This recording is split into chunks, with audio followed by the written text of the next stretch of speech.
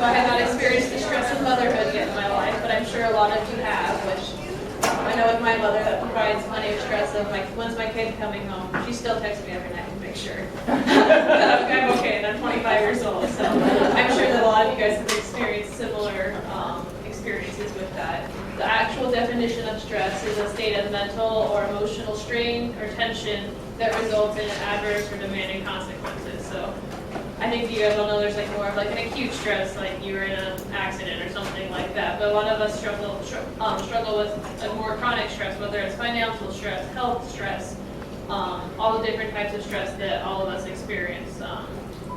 And those chronic stress definitely can lead to more chronic problems overall.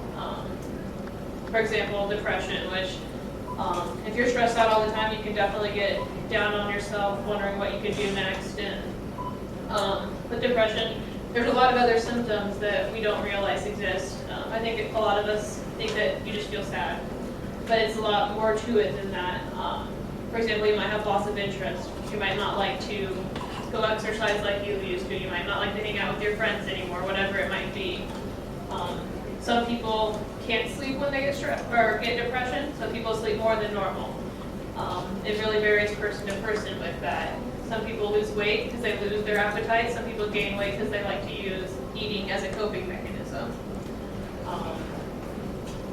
There's other things, just being agitated. Your family might notice that they might say you're cranky all the time or something like that, and your family might be the first ones to notice that something's going on that's changed for you. Being tired all the time, you might sleep for 12 hours and still wake up and feel exhausted and not feel good. That's another symptom. It can be hard to concentrate when you're at work. You might notice that you can't get your work done as quickly as you used to be able to, can't focus and get things done. You might just feel worthless. You might think that, what am I doing here? I'm not doing anything right. I don't know what I could do differently. And of course, one of the worst symptoms that people struggle with depression is thoughts of hurting themselves or committing suicide, things like that. I also think there's a lot of stigma around depression. A lot of us don't know that how common depression is. People will come in, don't want to come and see someone to get help when they're feeling this way because they're going to say, well, what if someone else finds out that I'm on a medicine for depression? Things like that. And people get really worried about what is somebody else going to think about it. So I want to let you know it's all very common, and it's a very common diagnosis. I would say at least 50% of people are on a medicine for it. And if it works for you and you feel good, then who cares what other people think about it? It's more important to feel good about yourself, feel good about what you're doing, enjoy your life. So anxiety often goes hand in hand with depression. Anxiety can come in many different forms as well, like depression. Some people have a panic attack where it's with a specific event, like social speaking or whatever it might be. Or it might just be a constant worry, how am I going to pay my bills next month? Things like that. Or it might be at night when you can't get your mind to shut down and you have all these thoughts running about in your head, worries about the next day. It can be hard to relax at night. You feel like your mind's always spinning, can't get your mind to just relax and calm down. You might be more restless, notice that you can't sit still, getting up, moving around, just can't focus. Again, that irritable one, anxiety can definitely cause that irritability as well. And then that's that constant fear, that feeling afraid that something bad's going to happen. Even if it's not really a reasonable fear, every time someone's in a car, you're worried that someone's going to get in an accident. Or you're always worrying about why aren't they texting me back? Why is my kid okay? Things like that. And that's another very common form of anxiety around mothers, I'm sure. And whether you feel like you're feeling some of these symptoms of depression or anxiety, again, don't worry about what others are going to think. Don't be afraid to come see somebody. There's a lot of medications with few side effects that can really help people that are struggling with depression and anxiety. It's very common. Don't worry about the stigma associated with it. And there's also, if you don't think medicine is your thing, therapy can be a lot more helpful than you can realize. A lot of it can be just coping mechanisms. When I feel this way, what should I do? There's breathing exercises, there's just counting exercises. There's a lot of different things that they can work through with you to work on your anxiety and depression. So how to handle stress.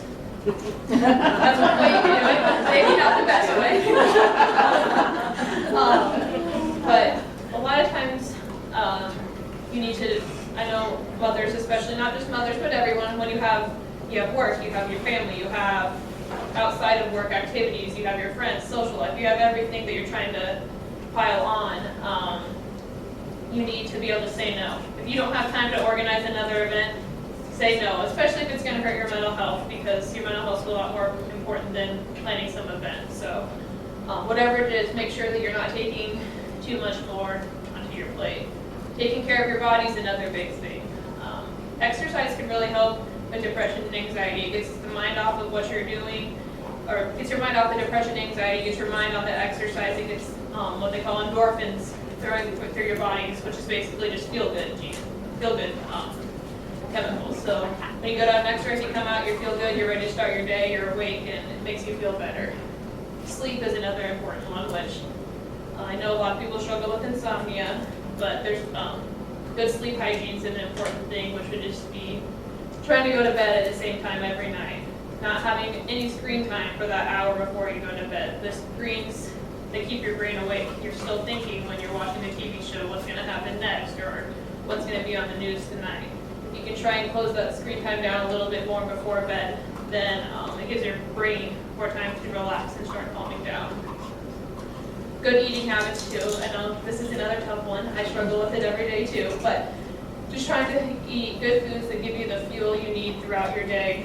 Not trying to find a well-balanced diet. Everything in moderation, including the wine she's drinking. But there's an okay amount for everything. You just have to just keep it in moderation. Try not to eat for example, in the morning, try not to have a really sugary breakfast because you're going to be crashing a few hours later. Try and get some protein that's going to give you some more energy and build you throughout the day. Relaxing, finding that me time. We'll talk some more about that with the next slide, but that's an important thing about what can I do to find me time. Lastly, connecting with your friends or family or whoever, or a professional. If you need someone to talk to, whether you want to start with a friend, your mom, your kid, wherever you want to start. And then if you need to, you can always, if you don't feel comfortable talking to someone you know, you could always go to a professional too, and they can give you just an outlet, someone to talk to and go through all of your stress and anxiety with. So creating me time.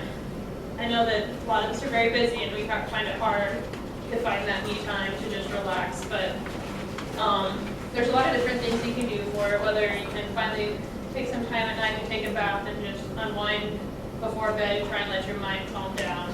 Reading, if that's your thing, finding a hobby to try and distract you from all of these different stressors.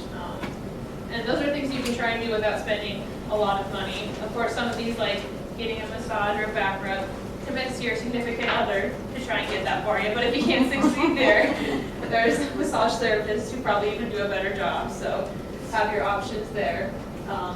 Some people like to listen to relaxation music or tapes before bed, whether that's you like classical piano or the sound of the ocean, things like that, to just give you some time to calm down, relax, get your mind off of things. A lot of people like journaling before bed because you can get all your thoughts out of the day and your thoughts and questions for tomorrow. Then hopefully that helps you forget about them and move on to the next day. Again, exercise, walking, dancing, go out with your dog and go to the park. Just try to stay active, busy, and be with the people who care about you. And you have to choose, find the thing that works for you. It's going to be different for everybody. Some people might like to go for a run to clear their mind, but that's not me. Maybe a walk's a better fit, or reading a book, or whatever you can find there. So it's all about finding out what works for you. So these are some of my references that we use for this. Does anybody have any questions?